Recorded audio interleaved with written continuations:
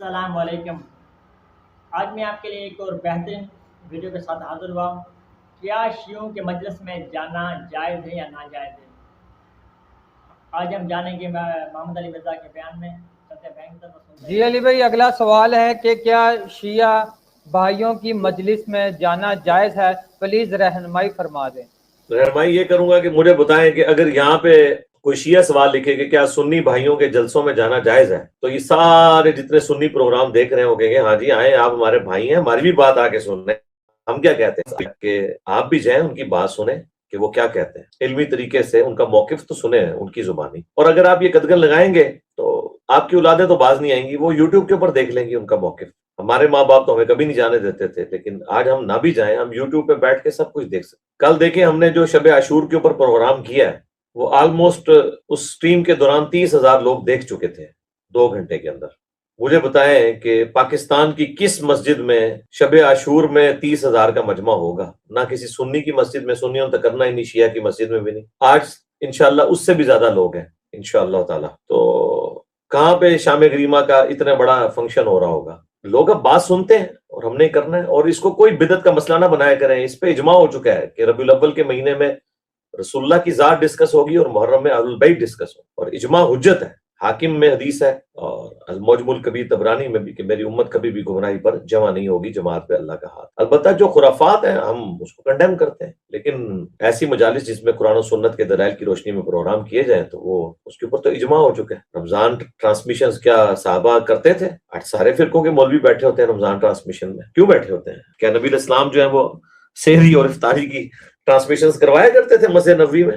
نہیں، ظاہر ہے وقت کی ضرورت ہے۔ یہ وہ چیز ہے جو صحیح مسلم میں حدیث ہے، جس نے اسلام میں اچھا طریقہ جاری کیا، جتنے لوگ عمل کریں گے اس کا ثواب اسے ملے گا، اور باقیوں کے ثواب میں بھی کمی نہیں ہوگی۔ سنتن حسنتن، سنتن حسنتن، اچھی سنت، اچھی بدعت نہیں، اچھی سنت جس کی اصل موجود ہو۔ تو اہل البیت کا ذکر خیر اس کی اصل قرآن و سنت میں ہے، اور ہم ان مواقع کے اوپر کرتے ہیں تاکہ بجائے اس کے کہ اہل البیت کا غلط مقدمہ کوئی اور پیش کرے تو ہم کیوں نہ پیش کریں۔ آپ دیکھیں میرے میں اتنی ٹالرنس ہے، میں ربیع الاول کے پروگراموں کے لیے بھی عید میلاد النبی کا لفظ استعمال کرتا ہوں۔ کوئی حرج نہیں عید کا لفظ استعمال کرنے میں۔ ہم عید سے مراد وہ عید الاضحیٰ یا عید الفطر نہیں لے رہے ہوتے۔ عید ہم لغت کے معنوں میں استعمال کر رہے ہوتے ہیں۔ اس اعتبار سے جمعے کا دن بھی عید کا دن ہے، یوم عرفہ بھی عید کا دن ہے۔ 52 جمعے تو 52 عیدیں تو یہ بن گئی، تو ربیع الاول بھی یقیناً رسول اللہ کی پیدائش جو ہے وہ خوشی کا دن ہے۔ اگر اللہ کے نبی علیہ السلام مشرکین عرب کے حج کے خیموں میں جا کے دعوت توحید پیش کر سکتے ہیں، تو آپ لوگ کیوں نہیں ایک دوسرے کی مساجد میں جا کے ایک دوسرے کی بات سن کے اور ایک اپنی رائے ان کے سامنے رکھ سکتے ہیں؟ ان چیزوں سے اب باہر نکلیں۔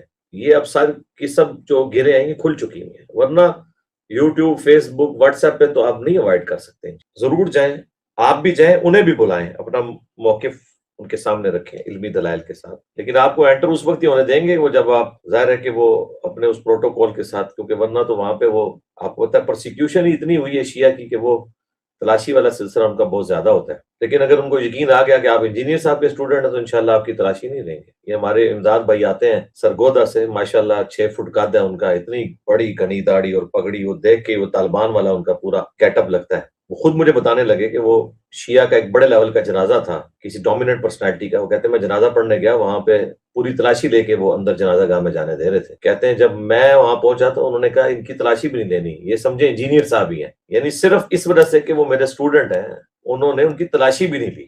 یہ ہے تبدیلی۔ لوگ تو کہتے ہیں جی اتحاد امت پہ اور اتحاد بین المسلمین ہم بڑا کام کر رہے ہیں، کام ہوا ہے تو اس پلیٹ فارم سے ہوا ہے، باقی تو سارے آپ کو کہانیاں کرواتے رہے۔ اور رمضان ٹرانسمیشن میں بیٹھتے ہیں اور وہاں پہ بھی پھر ٹرانسمیشن کے لوگ بتاتے ہیں کہ وہاں تو بیٹھ کے اتحاد امت پہ باتیں کر رہے ہوتے ہیں، اور جیسے ہی نماز کا ٹائم آتا ہے سارے اپنی اپنی لادہ نماز پڑھتے ہیں، ایک دوسرے کے پیچھے نماز بھی نہیں پڑھنے کے لیے تیار ہوتے ہیں۔ یہ انہوں نے کہانیاں کرائی ہیں۔ چیک اکٹھے لیتے ہیں رمضان ٹرانسمیشن کے 10 20 20 25 30 لاکھ کے چیک وہ لیتے ہیں، سارے اکٹھے ہوتے ہیں، جیسے ہی نماز کا ٹائم آتا ہے اللہ تعالیٰ اپنی نماز لبادے اڑے میں انہوں نے، اور مقابلے کرتے ہیں ہمارے، کہتے ہیں جی انجینئر کو دنیا سنتی ہے، جی ہمیں کوئی سنتا نہیں ہے، نہ تمہارے پاس کوئی چیز ہے بیان کرنے والی اور نہ تمہارے اندر وہ اخلاص ہے کہ لوگ تمہاری بات کو اہمیت ہے۔ کیڑی جتنا دل ہے۔ آج کیا تکلیف تھی، آج کی رات مفتی تقی عثمانی صاحب شام غریبہ کی مجلس اگر کر لیتے اور اہل بیت کا دفاع کرتے بیٹھ کے، جو وہ کہتے ہیں نہیں ہم کرنے والے ہیں، تو کیا حرج تھا؟ کیا اتنا گڈ جیسچر نہیں جانا تھا ان کی طرف سے؟ مفتی منیب الرحمان صاحب ایک لائیو سیشن کر لیتے، کیا جانا تھا؟ لیکن نہیں، کیڑی جتنا دل ہے۔ ساجد میر صاحب ایک کر لیتے، کیا جانا تھا؟ کیڑی جتنا دل۔